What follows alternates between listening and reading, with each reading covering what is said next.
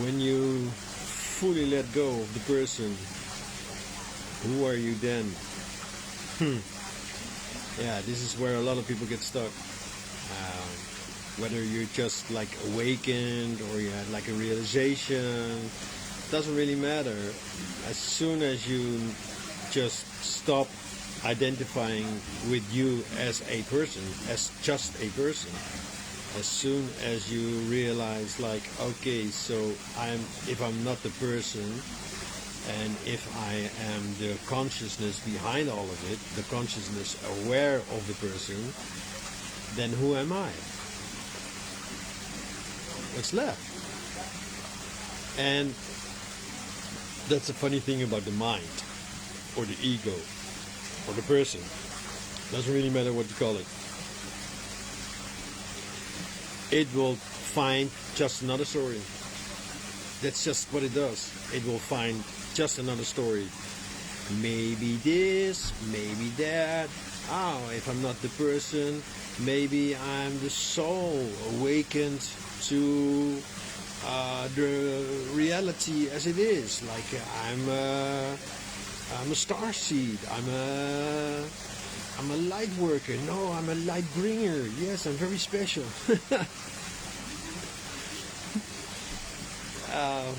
Of course, your soul blueprint has major influence on how you experience this life, and one could even say it's like a map been laid out for you, and yeah, it doesn't really matter what route you take, but eventually you will move from A to B, maybe from A to Z, and then it doesn't matter if you skip a few or take a long detour.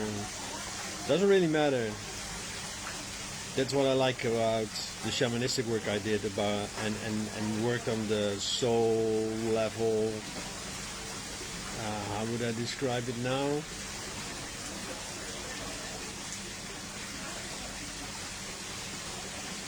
Yeah, I used a lot of trance back then. Yeah, you can easily induce a trance, like an alpha state trance, just by having people close their eyes, taking a drum, singing something, doing some guided meditation. Because when I lower my voice and speak like this very calmly, you can already feel like, I'm relaxing, taking it slow. So many times people said, well, you have such a nice, lovely, calming voice. Even listening to these videos, people sometimes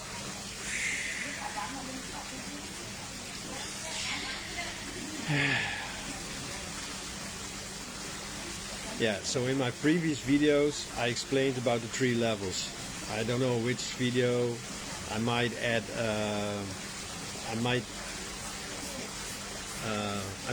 might take a clip of a video where I explained the 3 levels. The personal level, the I am this, I am that, your name, your role, I'm a mom, I'm single, I'm horny, I want to die, I'm fed up with life, I'm so lonely, I'm lost.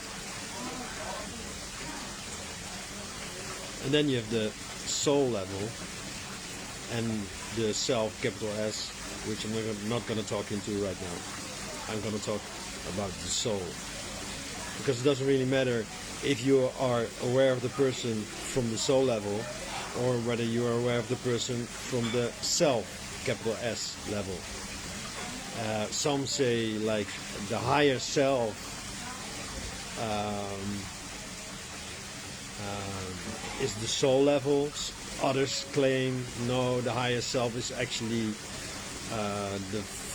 the lowest vibrational part of the capital S self, your true self. I don't care about these hierarchies, these levels. I mean, it's all just pointers. You have to experience it for yourself. That's the best way to go, in my opinion. Anybody can tell you anything. No, once you experience it, once seen, it cannot be unseen. Once you lived it, experienced it, then knowledge becomes wisdom, and that's where I come from experienced awareness.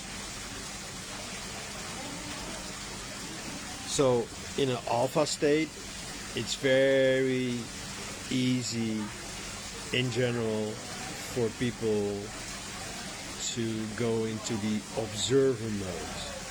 And sometimes this is what Steiner spoke about a lot, is you can use your imagination. It's not the same as fantasy, but yeah, kind of similar. On this level, you can clearly recognize the person. Not this lower, it's just a vantage point. It's not like it's less important. It's just, I don't know. Could just well be, it's the person, this is the soul looking at the person. But yeah, usually that doesn't make sense. So this is the soul looking at the person. This is the person, and here's the soul looking at the person. Or one could even say, like, this is the person, your personality, your body, physical, and then there's a layer around it, and that's the soul. So the person exists inside the soul, and then the soul exists inside itself. It's just concepts. You can make it experiential by practicing the observer state. And the observer state, the only thing you need to be very aware of and very alert of is the mind, the trickster, the imposter. He, she, it is very good in pretending to be the observer. So the easiest way to recognize the observer is like it's a neutral state. And again, even your mind, your trickster mind, can pretend to be neutral. Yeah, from a neutral point of view, he's an asshole. Oh, yeah. But you'll figure it out if you haven't already. I mean, I think it was this morning. I watched the video of Tom on his. I think it was on his Broken Mirror channel and on his English Refugee channel. I saw the one about his birthday, and they were like, for me, like a. Just Tom as he is. Like the birthday video was like completely different, and the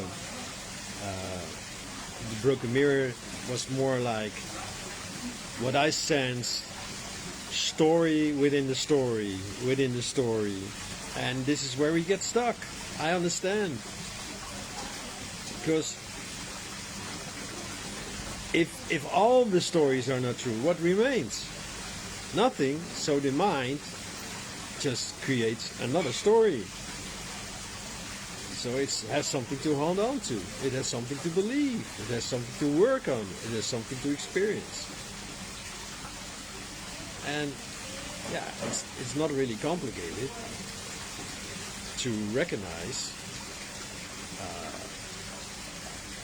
the difference between like the mind, or the imposter mind, and the observer state. Because from the observer state, you're basically just observing, right? You don't need anything from it. You're not engaged. You're not attached to anything. There doesn't have to be an outcome. There's no doing. And be careful that being doesn't become a doing.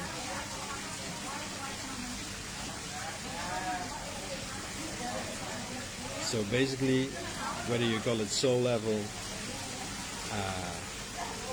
higher self, oversoul, self, capital S, true self, I don't really care. It doesn't really matter. What matters first and most of all is that you practice zooming out. Don't take anything personal. Observe everything all the time. Because even when you're like fully triggered, the observer is also still there.